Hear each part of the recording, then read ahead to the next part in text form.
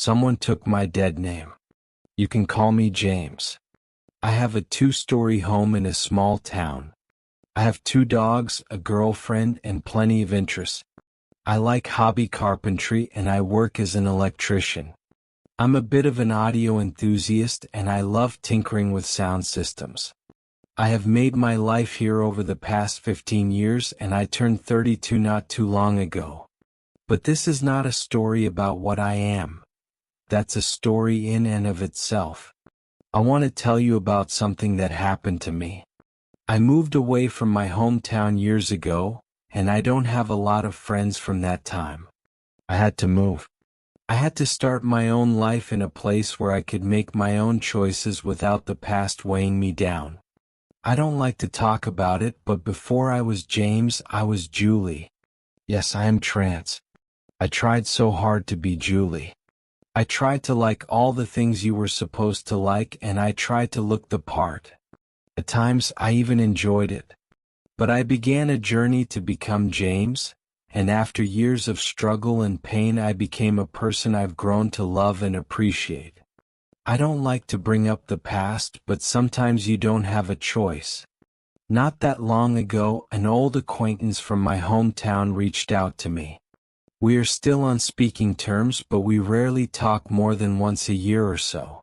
So when they reach out, it's usually for a good reason. This time it was. They showed me a local news clip. It was a segment captured on a security camera. According to the narrator, it showed the last sighting of a man who was found dead the following day. The man was seen following an unknown woman into an alleyway, where they would later find him. The police was looking for this unknown woman, and urged people to reach out if they recognized her. Then they showed a picture of her. I'll never forget the feeling of my heart sinking into my stomach when the picture of Julie showed up on my screen. The unknown woman was all too known to me. It was someone I used to be. I was losing my goddamn mind. It wasn't a matter of mistaken identity. It was me. It was a face I'd seen in the mirror countless times.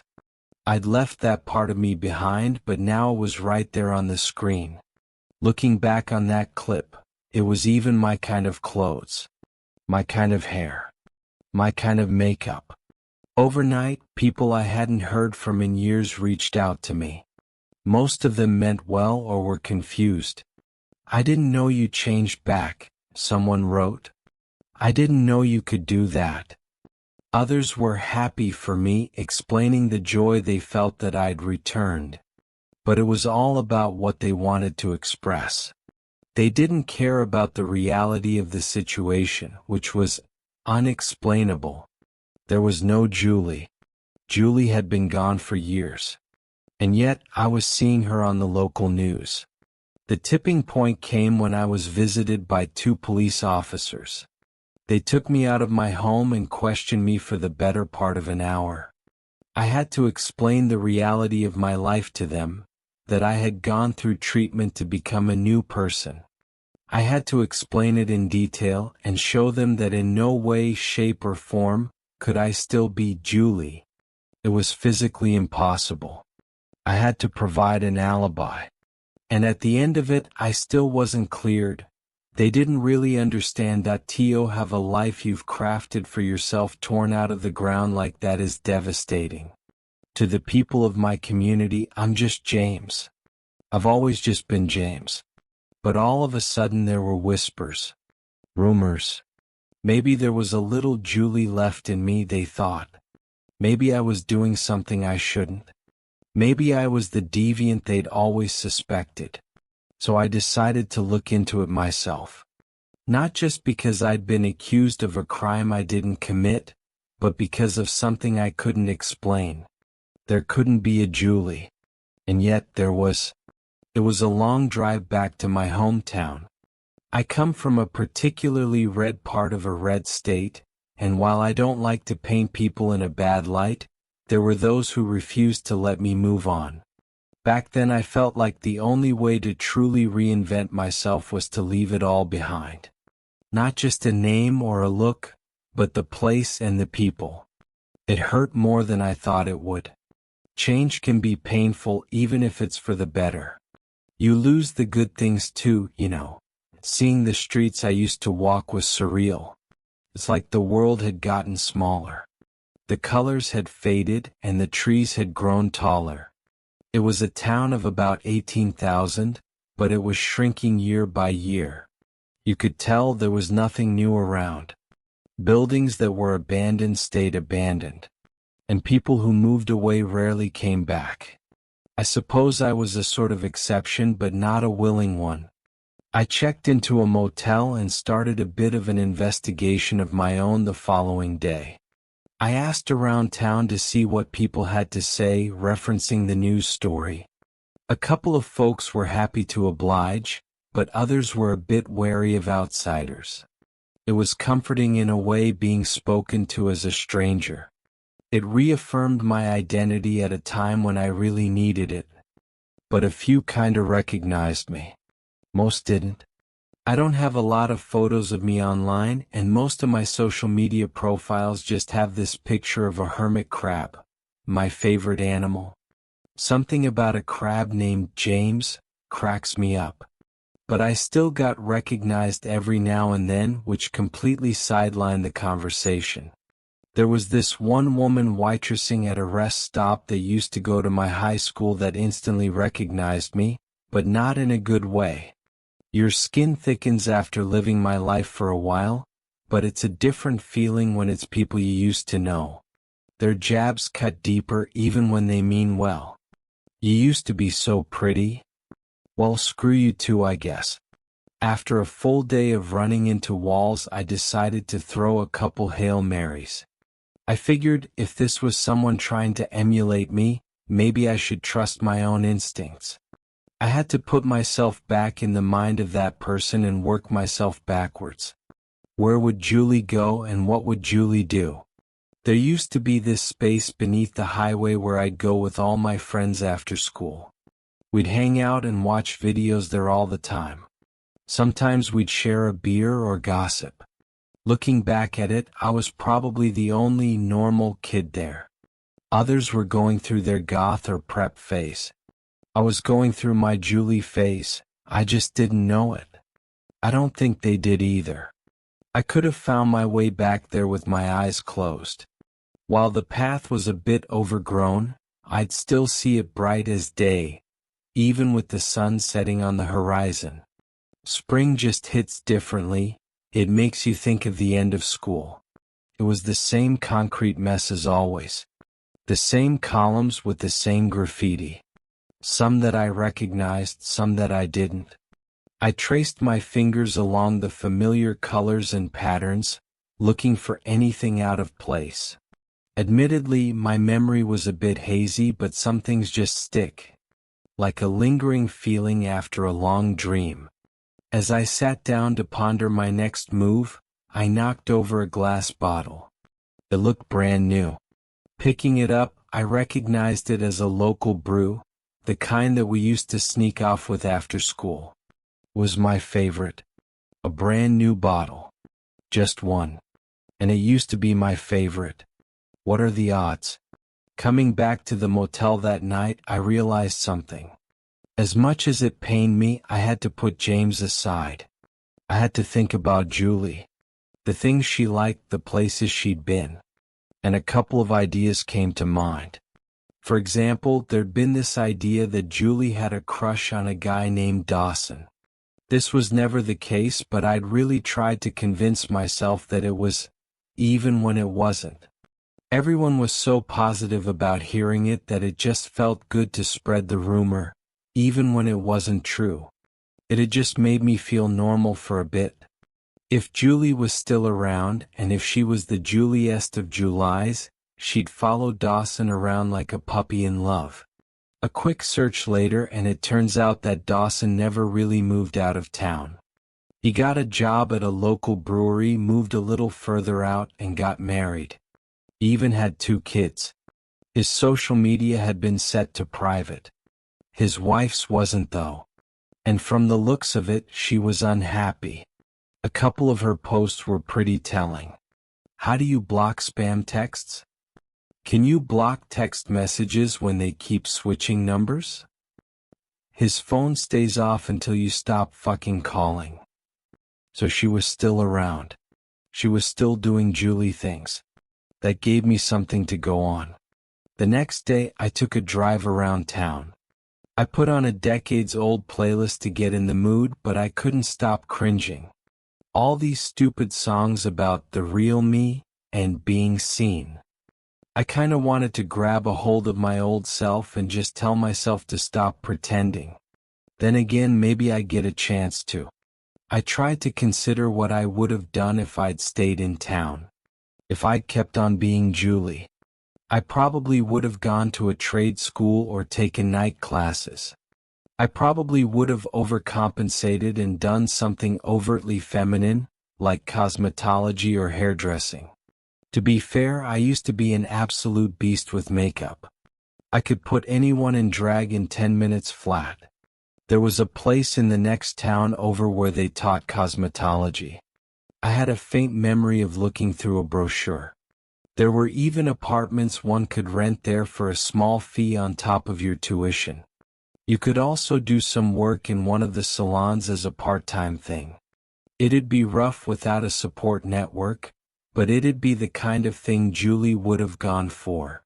I took a drive to the next town over, but I'd completely overestimated the time. The sun had already set when I rolled off the highway. As the apartment complex loomed in the distance, I couldn't help but feel a bit divided. On the one hand, I really wanted answers. On the other, I wanted to turn my back on the whole thing. What would it mean to be right? How would I react to something impossible being real? I pulled into a parking lot and got out. I didn't know where to start. Instead, I just wandered around a bit, trying to put myself into the right frame of mind. There was this electric moped at the end of the lot. It looked cheap but kinda cute. It had the right colors, white and a muted wintergreen. Just retro enough for the old me to keep my eye on it, but modern enough to be a convenience. I could definitely see myself getting one of those back in the day. In fact, looking around the parking lot, I couldn't see any other vehicle that even remotely looked like something I'd go for. I decided to follow my gut. The moped was parked at the end of the lot. If I had an apartment, it'd have to be close by. I'd never go for a place on the first floor, so it had to be second or third. The apartment complex was unlocked, so I just wandered in. There were names printed on the doors, but none that I recognized. I just wandered floor to floor, listening, trying to catch some kind of stray vibe. I made it all the way to the third floor when a door creaked open. I held my breath. I was already sort of trespassing, and a creepy guy in an apartment complex with mainly young women might warrant some unwanted attention. I'd already talked to the cops one time too many. There was someone on the floor below. I heard someone closing the door and humming something.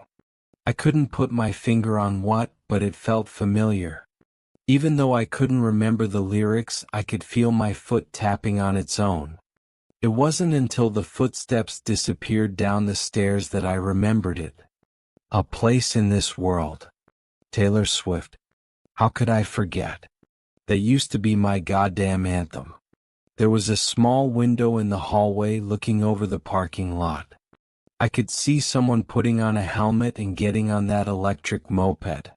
It was a long shot, but I hadn't gotten this far from nothing. Checking out the apartment door, I noticed the name on it being Jolene. I felt like an idiot. That had been my nickname for a time when I went through my country phase. Of course she wouldn't use her real name. Or maybe she was trying to distance herself from something. I thought about my next move. I could come back later, but I felt like I had to try something. Looking around, I noticed something in the corner, a crack in the floor tiles. The perfect spot for me or Julie to hide a spare key. And there it was. I considered stepping away, but I didn't know if I'd ever get this chance again. If I turned my back on this whole thing, could I ever live with the mystery? There had to be an explanation and I couldn't imagine it.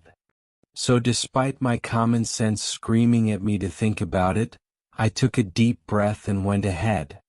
I used the spare key and stepped inside. It felt like walking back in time. The same posters. The same smells. The same coats on the coat rack. Every single thing in that place was something I would have picked out myself back in the day. The shoes. The white lamp with the blue sunflower pattern. The plate for the keys on the dresser. It even had these little plastic hermit crabs next to it. It was all my style. This could have been me 15 years earlier. But what bothered me the most was something small. On the dresser in the hallway there was a series of post-it notes. The kind I'd write as a reminder to myself. Things to buy, people to call, that sort of thing. There were these everyday notes on there, but it was the way they were written that bothered me. It was my handwriting. The one thing I hadn't bothered to practice away. I walked in past a well-vacuumed 70s-style rug, taking in the atmosphere of the place. The laptop in rest mode, probably ready to stream something. The spinning fan lamp overhead, still slowing down from being on all day. There were even these fridge poetry magnets in the kitchen, where you can spell out sentences with random words. I used to love those things. But looking a bit closer, those magnets told a story. Red. Dream. Ocean. Nothing. Listen. Listen. Here. Remember. Remember. Nothing.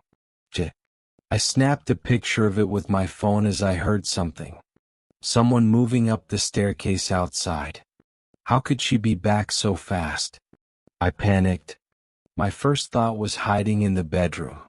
But the bed was too close to the ground for me to fit underneath, and the wardrobe was too thin. I had to try something else. I opened the bathroom door and tried the lights, but they didn't work.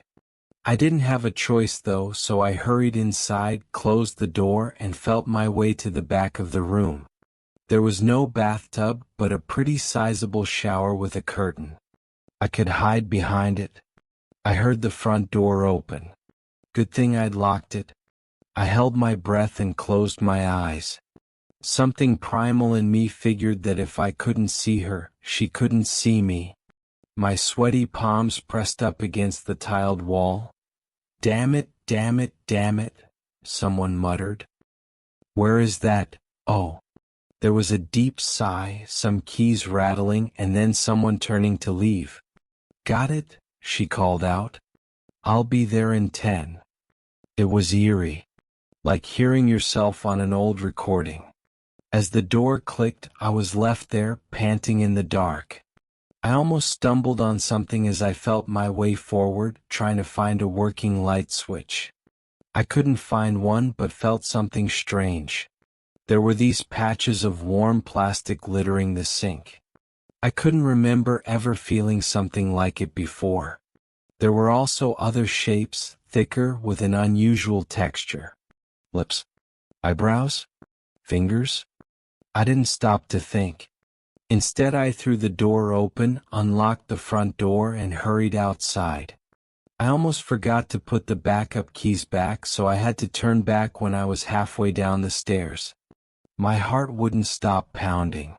The moment I got outside, I doubled over and did my best to hold back a scream. What the hell was I doing? I figured I'd call the police with an anonymous tip the next day. Maybe the best thing would be for me to just walk away. But then I'd never know for sure. Coming back to the motel, I took a shower and crashed. I stayed up for about an hour watching cheap reality TV. I'd barely had anything to eat, and a mild shake in my hand didn't let me forget it. Somewhere around midnight, I decided to get something from the vending machine. I lumbered outside and checked the codes on the machine for a bag of snacks and a root beer. It's E21. My hand froze. I turned to my left, and there she was. She still looked like a 17-year-old. She had the same hair, the same clothes, and the same accessories. even the accent that I'd tried to leave behind. She had her hands behind her back, bouncing back and forth on her heels, something I used to do when frustrated or excited. "Who the hell are you?" I asked. "I reckon you know who I am," she smiled back. "Now, why the fuck are you following me? What are you talking about?" "You think I wouldn't find you?" she answered. "Like I couldn't put myself in your shoes?" She stepped closer. I stepped back. She found that amusing and crossed her arms. Her cheek twitched a little, but she blinked it away. "I'm my own person," she continued. "You don't get to fuck with that." "I don't even know what you are," I said. "You can't be Dash." "I'm Julie," she interrupted. "You can't be." "But I am." Before I could protest, she stomped her foot. As she did, she got this sudden limp on her right side, like part of her body fell out of balance. Her hand shot up to her face, and I could see something loosen at the edge of her cheek, like a tear in the skin. "If you fuck with me, I'll make ribbons from your lungs." Her voice was different. It had a higher pitch and a whistle to it. She was leaking air through her throat like a balloon. She was so angry that she was breaking at the seams. She had a twitch to her head like a wounded insect. Her face seemed to be acting up, making her blink like she got something stuck in her eye. She never turned her back on me, but she stepped away.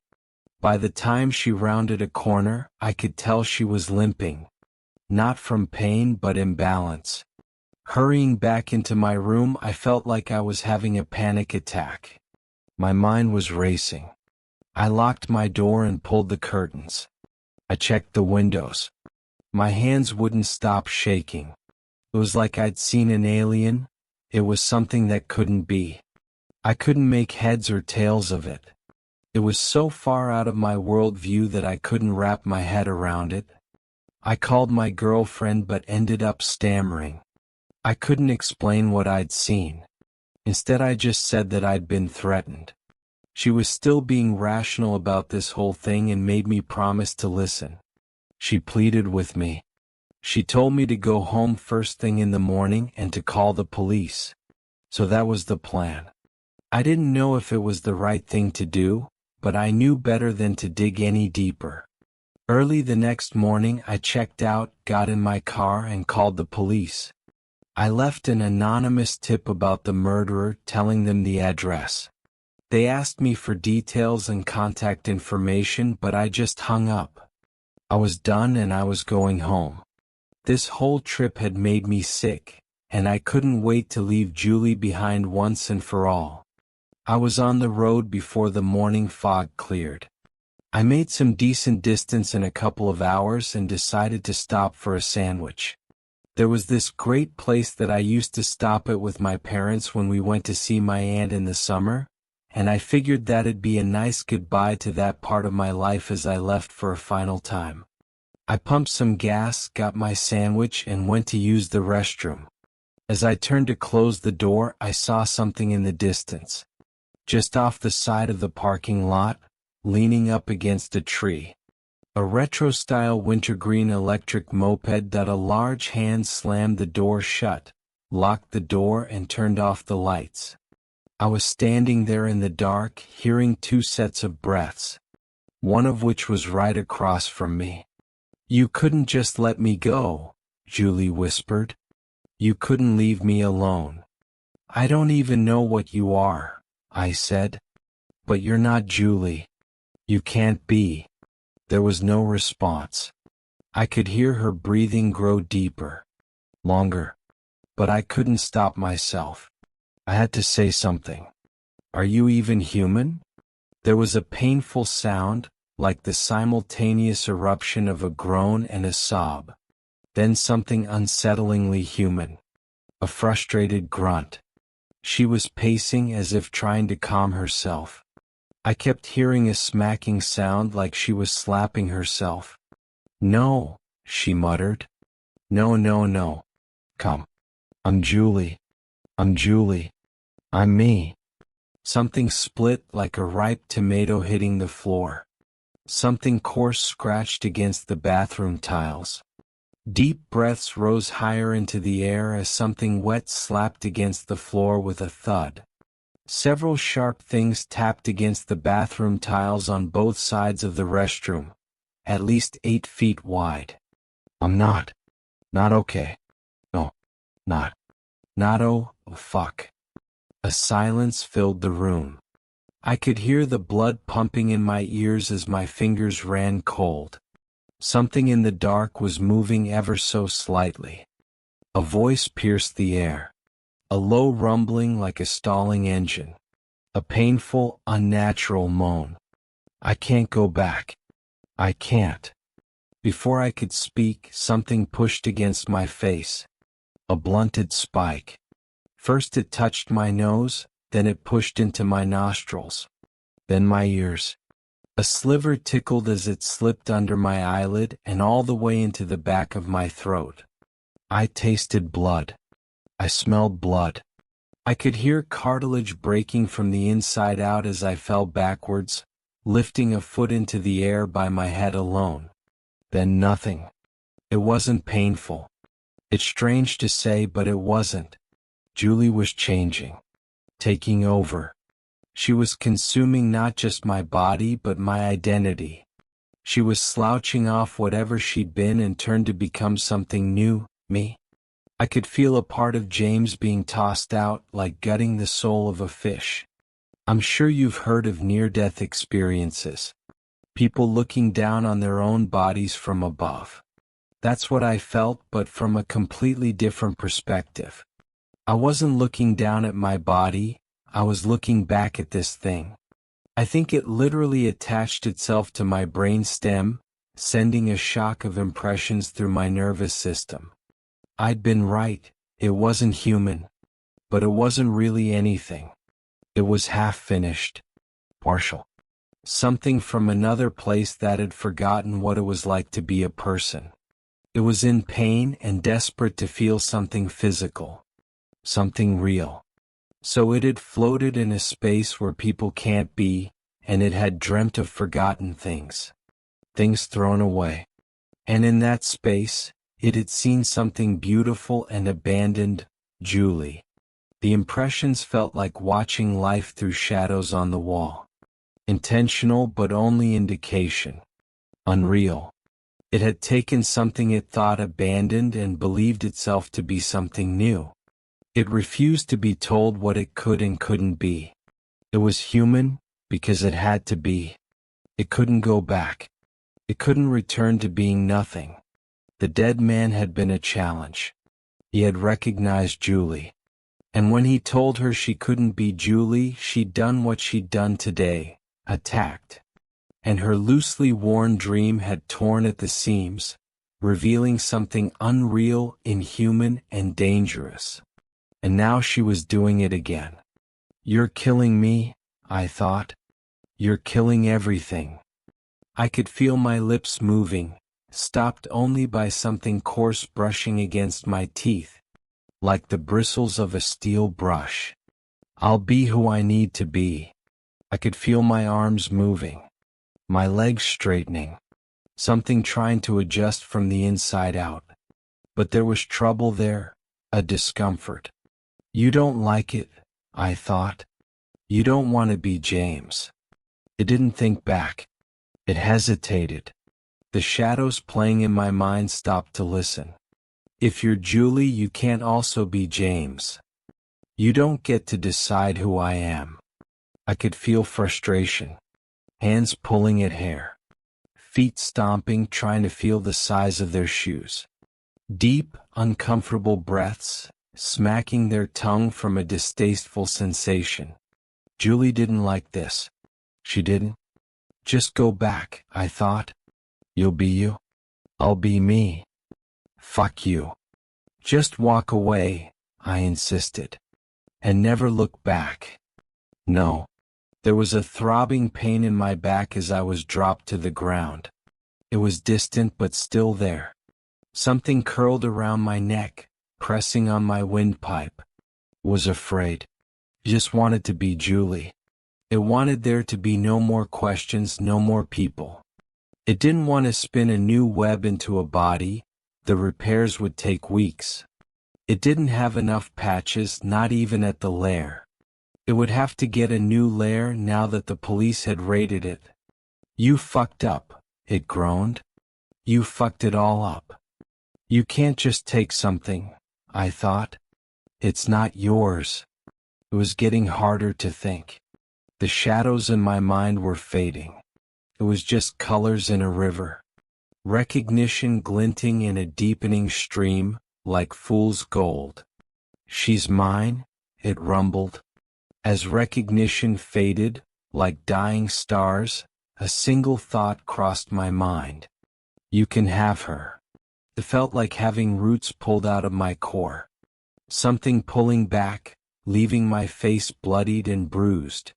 The restroom door opened ajar, letting in a glimpse of light. Something large and inhuman covered the exit, gently caressing an empty human body. A familiar blonde head hung loose, like a stringless puppet. Something sharp and claw-like stroked her head. Cared for her. I don't want to be James, it groaned. I tried to say something, but I choked on a loose tooth. I spat it out with a deep red glob. As Julie slipped out the door and into the adjoining woods, the last thing I heard was that same hum and whistle as before. That same tune. A place in this world. I told them I was attacked. It wasn't an unlikely story given my identity and location. People had done worse for less. I think it got on the news. But I made it home eventually. I got my insurance money. I got to play with my dogs and kiss my girlfriend. All those things that I thought for a moment that I'd lose forever. But I made it back, and it's all still here. All the wonderful, beautiful things that I've built for myself.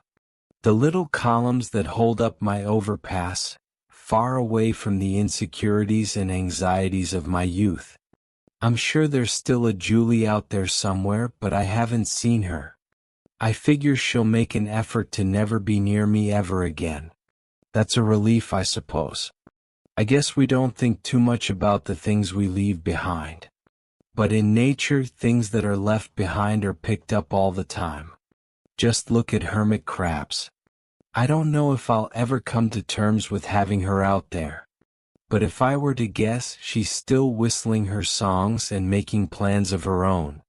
And maybe if she's lucky, she can get away with it for a little longer. And I pray every day that I'll never see her again.